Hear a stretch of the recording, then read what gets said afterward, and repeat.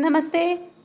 विद्या भारती राजस्थान की Google classes में एक बार फिर से आप सभी का स्वागत है। हम सब पढ़ रहे थे पर्यावरण अध्ययन कक्षा चतुर्थी। अभी तक हमने पढ़े 1 से 10 तक पाठ, जिसमें हमने 1 से 5 तक के पाठ के तो टेस्ट दिया था। आज हम करेंगे पाठ 6 से 10 तक के पाठ का दोहरान। दोहरान में हमें कुछ प्रश्न करने हैं, जिसमें है पहला प्रश्न, हमारा राष्ट्रीय वृक्ष कौन सा है? तो हमारा राष्ट्रीय वृक्ष बरगद है। राजस्थान का राज्य वृक्ष कौन सा है? आपको बताना है कि राजस्थान का राज्य वृक्ष खेजड़ी है। पेड़ पौधों के भूमि के अंदर वाले भाग को क्या कहते हैं? इसका उत्तर होगा पेड़ पौधों के अंदर वाले भाग को हम जड़ कहते हैं। जड़ों का मुख्य कार्य क्या है? इस प्रश्न के उत्तर में हमें जड़ का मुख्य कार्य बताना है।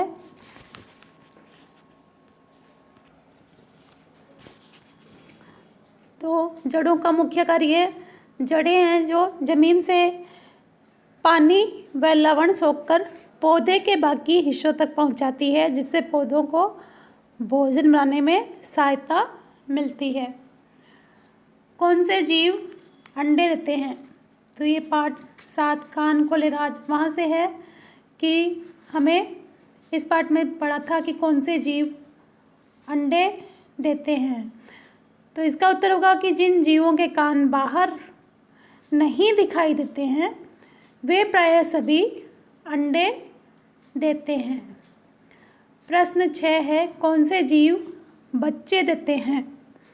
तो इसका उत्तर होगा वे जीव जिनके कान बाहर दिखते हैं एवं शरीर पर बाल होते हैं, सामान्यतः वे सभी बच्चे देते हैं।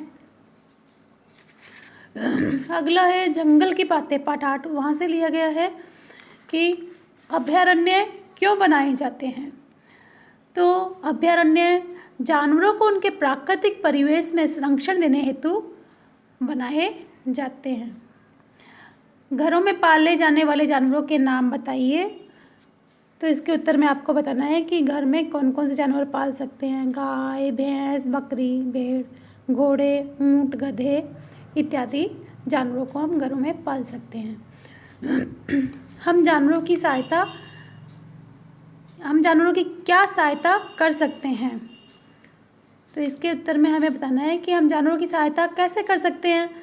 तो हम जंगलों को न काट कर उन्हें उनका प्राकृतिक परिवेश देकर जानवरों की सहायता कर सकते हैं।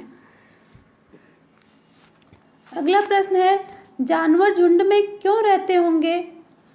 तो जानवर झुंड में रहकर अपनी सुरक्षा कर पाते होंगे, इसके लिए रहते होंगे, और उन्हें जीवन यापन में सुविधा रहती है, इसलिए वो झुंड में रहते होंगे।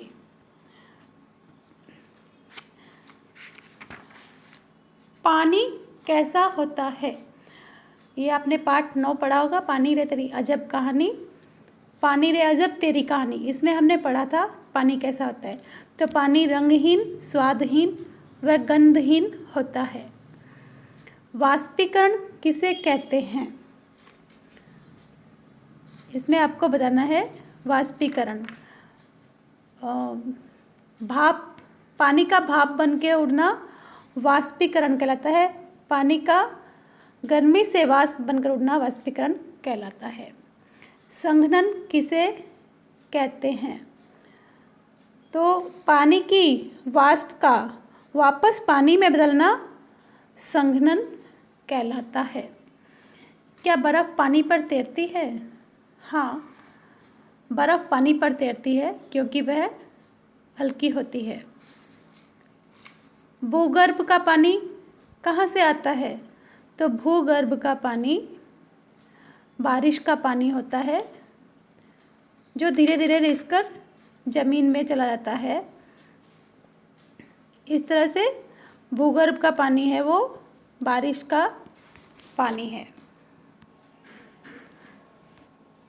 इससे पहले वाला प्रश्न था कि नल में आने वाले पानी को वितरण से पहले कैसे साफ करते हैं।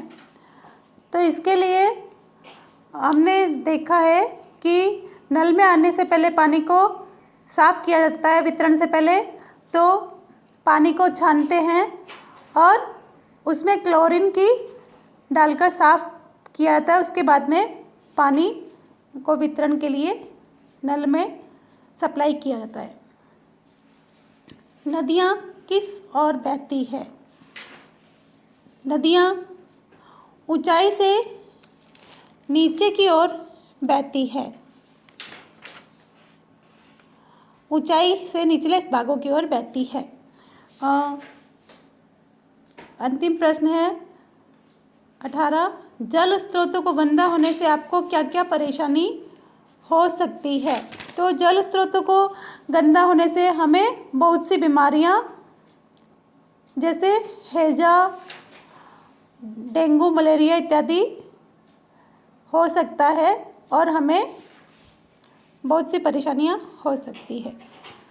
तो इस तरह से आपको पाठ 6 से लेके 10 तक के पाठ का दोहरान करना है।